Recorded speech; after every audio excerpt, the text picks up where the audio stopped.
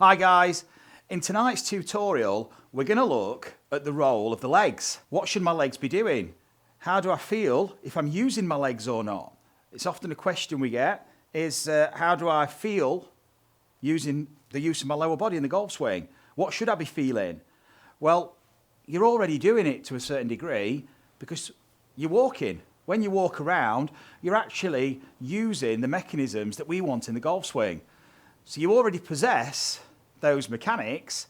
It's how do we adapt them for the golf swing? And how do we give ourselves the opportunity to use them? Often, the way that we swing in terms of generating power gives us very little opportunity to use the lower body because we use the upper body first and then the lower body becomes redundant because we're creating all the power with the upper body and that creates its own issues in terms of angle of attack, direction of swing, things like that, which create often unwanted errors. What we're going to look at is how we can tap into the efficiency for your golf swing from the ground up so that the arms, just like walking, react to the body. So the forces are being created at the ground. It's how we're leveraging the ground, how we're using that for power.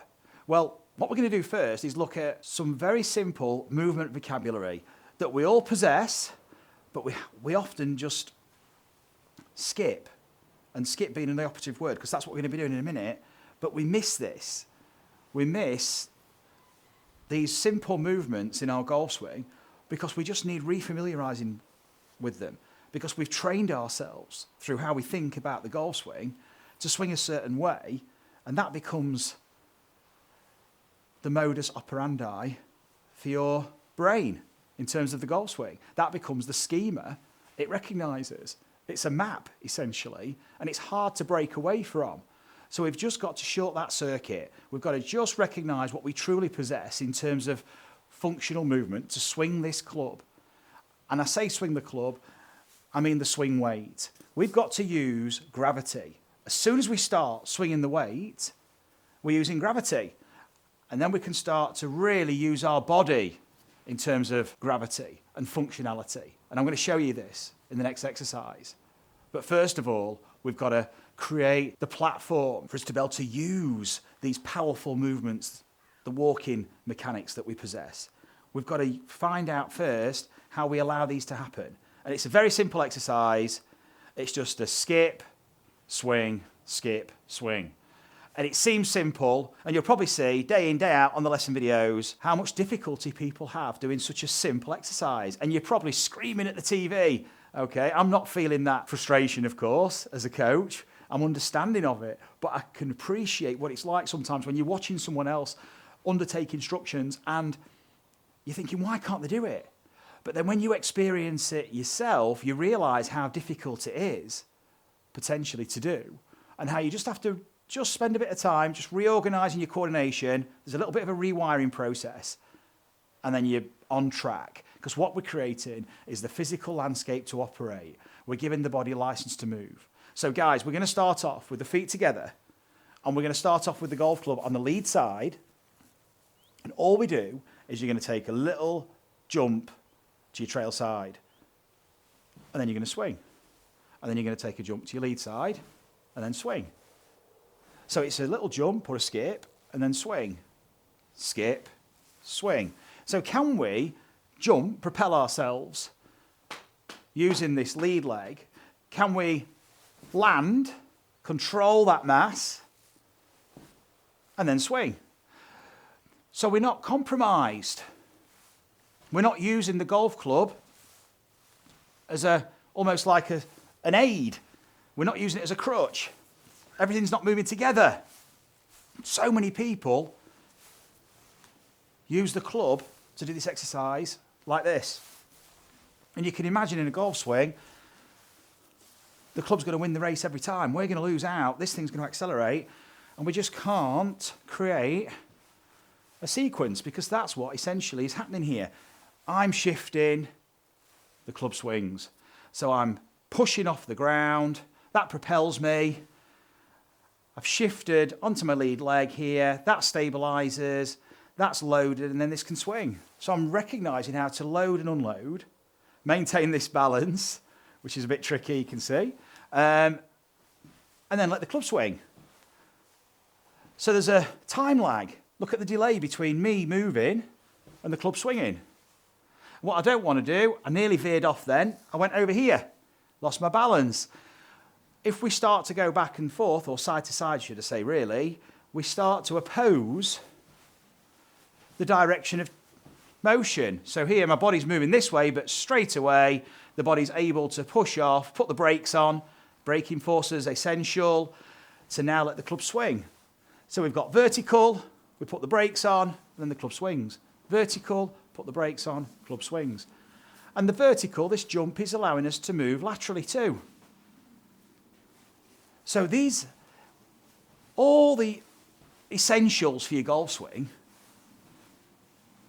are present in this exercise here, especially when you bring in both hands. Because now there's rotation.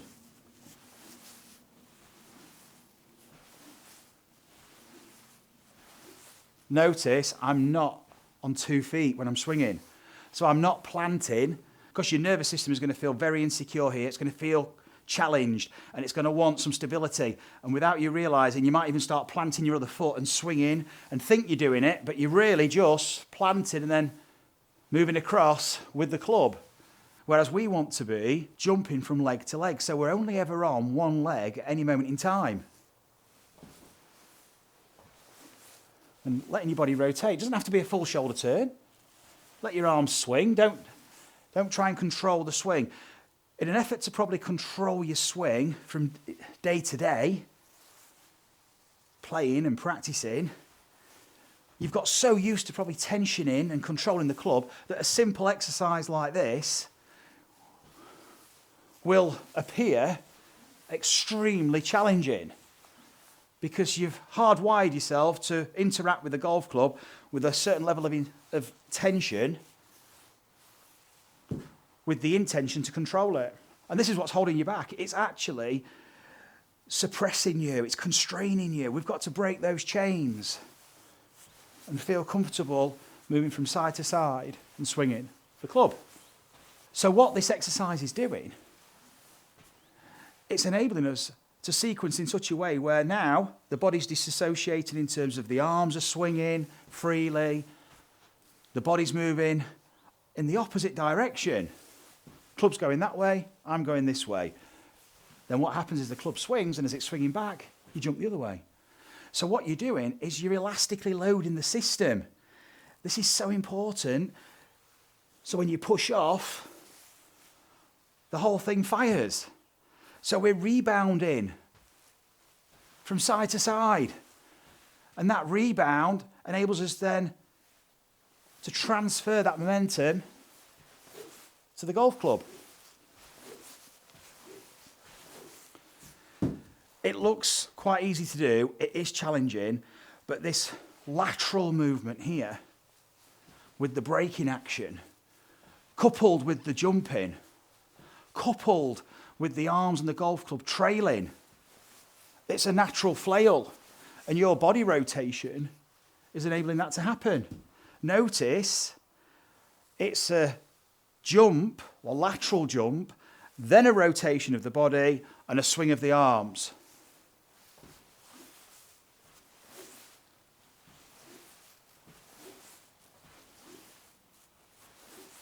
And you can speed it up. Now, we're going to take it a step further, because what we've done there is we've tested ourselves. We've loaded our lead side, loaded our trail side. We've been rotating around the lead, rotating around the trail. We've been swinging the arms to the lead side. We've been swinging the arms back to the trail side. We've been sequencing from the ground with the upper body. It's been a shift, a rotation of the body, and then a swing of the arms. And this is what's giving you backswing and the through swing without thinking about it, because you're using the swing weight. And I want you to find, if possible, a slope to do this. We're going to use the green stage, and walking on a flat lie, it's going to feel normal, okay? And most people practice on a flat lie. Yet on a golf course, I'm pointing over there because we're on the course. On the golf course, you rarely get flat lies. The ball is always below or above the feet to some degree.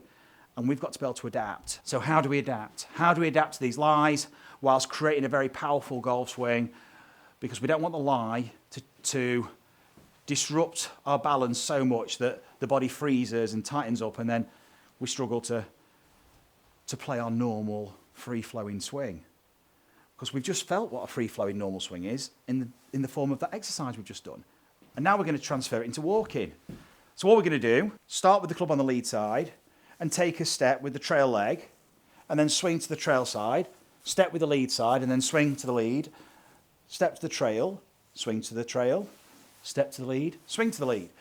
So the swinging action follows the walking pattern.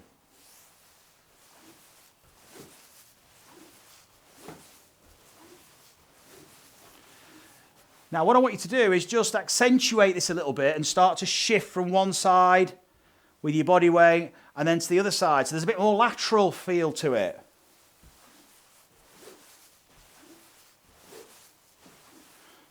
Because you're starting to load and then unload, and you're transferring that energy through to the club to swing. This is all well and good on a flat lie. What we're going to do with the green stage, and this is the luxury of this, having this system here, is we're going to create a side hill lie. Walking just on its own feels different. So I'm just going to set it to maximum, just without the golf club. I'm just going to walk, and just walking, I can feel the discrepancy. I can feel where my weight is. I can feel more weight on my lower side. I can feel my body weight here. But then I've got to have the ability to push off up the slope. So I can swing, I can walk forward with my right side, trail side in golf, and swing my arms. So I'm pushing off the lead into the trail. And it feels very different to how it would on a flat lie.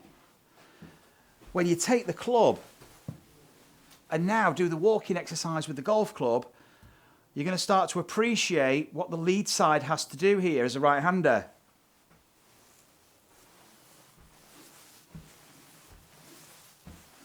I'm having to push off. And what I'm doing is I'm directing the force vector back at me, up the slope if you like, to propel me in this direction. It's a push off. And what this is going to do, it's going to put braking forces in so I don't carry on down the slope. If I don't have a braking force, I'd carry on down here. Or and I often see this in golf swings, I'd stay in flexion and the body would freeze, stay in flexion just to maintain stability, and the club and the arms pass by and we end up with a very cramped, hampered follow through because there's no space, because we haven't been able to push off and use the rotation of the body and continue the pivot, and everything just breaks down. So if you're one of those guys who looks on a video and sees this, or you're aware of this happening in your swing, this is going to be a really important exercise for you. Pushing off. I'm pushing myself back up the slope. But what that's enabling me to do is generate force to swing the club in that direction and release it later. See how late that is? The club is releasing in this space. Now, it's such an important exercise to do. And if you find you're having trouble with it, what I suggest you do is stand on one leg. Use your lead leg. Let's train that lead leg, and let's make a few swings on the lead leg. Now, this is a significant challenge because I'm on a downhill slope. I'm here on a side hill lie. So my swing, if you like, wants to take me in this direction, down the slope. But I've got to oppose that action. And I'm on one leg doing it. Notice my leg's extending. It enables me to put the brakes on. So I'm not having to stay in flexion and it's all a little bit too unstable and tense. I can actually swing, extend, and you create some power by extending. That's a critical component of this exercise.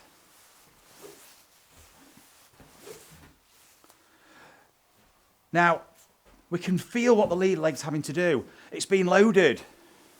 And then we're pushing off to unload, and then that takes us to our trail side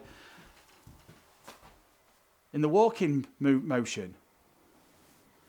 In the golf swing, we would just be extending and maintaining that stability with a rotation. And the club would swing round the body, and we'd be standing comfortable in balance. What we're going to look at now is the trail leg. So I'm just going to switch it round. We're going down the slope. Therefore, we've got to push off with a greater force to move us in the opposite direction, to put the brakes on and transfer that momentum through the system and release the club. So now, if you're somebody who finds yourself swaying a lot, or you've been told you sway too much, and then you try and stay centered, it's all manipulation, too much compensation under tension. All we need to do is oppose with a greater force this direction of momentum. So you'll feel when you're walking how you are pushing off that lower leg. Now with a golf club in your hands, this is brilliant, guys, for your backswing as a right-hander. Because I'm going down the slope, I've now got to put the brakes on, oppose and propel myself this way, and that force I'm creating transfers through the body as rotations. It actually fires my rotations to rotate the torso, swing the arms, and the swing weight of the club head.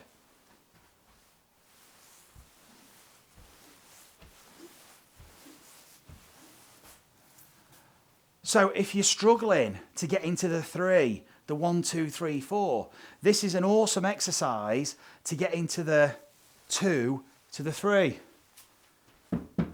Conversely, lead leg lower is 3 to the 4. So we'll revisit that in a second as we really piece it together in the 1, 2, 3, 4. So this is the 2 to the 3.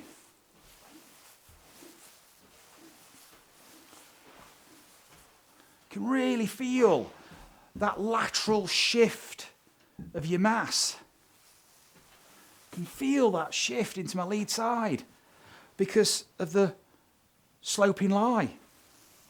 Use these sloping lies, guys.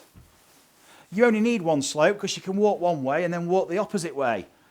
So just find a sloping lie, use the back of a bunker, find just a slope on the course. If you've got a practice ground that's got slopes, even better.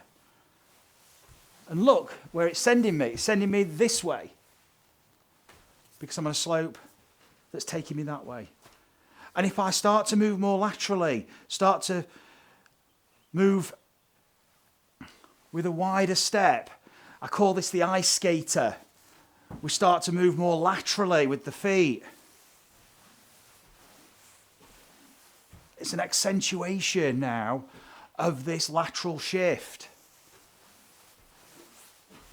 And if you wanted to, you could have a little pop at the end. Just remind yourself of that 3 and 4.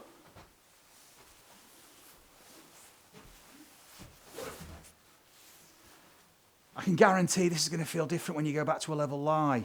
But what I'm going to do now is I'm just going to flip it back to the lead side again.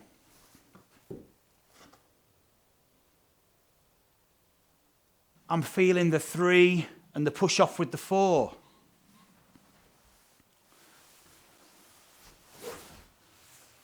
I can start to give myself a few more strides to get into that feeling. And finish off with that final crescendo swing, the push off, the release to a finish. And you'll find you'll just maintain balance because your body is used to, as in normal everyday life, it's used to adapting to slopes. So we're using your body's natural GPS system. We're actually challenging your vestibular system here, and it knows what to do. It sends messages to the nervous system. The body's comfortable here. It knows how to adapt. It's going to allow you to move, and then natural instinct takes over. And you're doing it with a club in your hand. So you're tapping into your natural movement. You can either walk straight forward, and as you get more confident, then go more side to side with it. Finishing off with that final push off, and look at the lead leg extension, just letting it go. The sloping lies add a whole new dimension to how you train your body movement. It's so important because it's the challenge on the system that allows you to experience this reorganization. And once you become comfortable with it, you start optimizing it just through doing the exercises. Because the exercise is the test and the test is the exercise. It's giving you feedback. And it's a recognizable movement that you make every day, but with the club in your hand. And as you become more comfortable, you can start to regulate it and you can start to become a bit more expressive with it. You can challenge yourself, start to become a bit more lateral with it. So I'm not actually moving forward at a pace now. I'm actually going side. It's more sideways. We call this one the crab. We're not really going very far, but I'm going side to side and still making progress, but then I can start to drop a little bit more and push off and then really finish with that spring. So guys, we've covered quite a lot here. We've tapped into movement capability. We've recognized how we action this capability naturally. The actualization, you can feel it, you can sense it in walking. Disruption to your environment is enabling you to just react and adapt. You start to then optimize it and get a bit creative with it. And then you can start to regulate it. You recognize when you're going too far, when you're not going enough. You recognize how much you can pop, how much you can challenge yourself. This is a springboard into tapping into these movements in terms of transference into your golf swing on the course. Because this essentially is a real challenge, just like the golf course is. So we've got to keep that challenge point high in our practice, just the same way the golf course is challenging us, and we normalise this level of, if you like, disruption, challenge I like to think of it, because these are serious constraints on your body movement, but the body's used to this every day in its life. So it's not to be feared or avoided, actually embrace it. So guys, hope you've enjoyed this. Get out there, use these lies, challenge yourself, because that's how we're going to find our golf swing, challenging the system. And you're going to start to experience movements that are always there, but you've never even thought about. You've never even considered it, but it's going to open up so much more potential in your swing and start to free things up in a way you've never felt before. So enjoy the practice, guys, and let me know how you get on.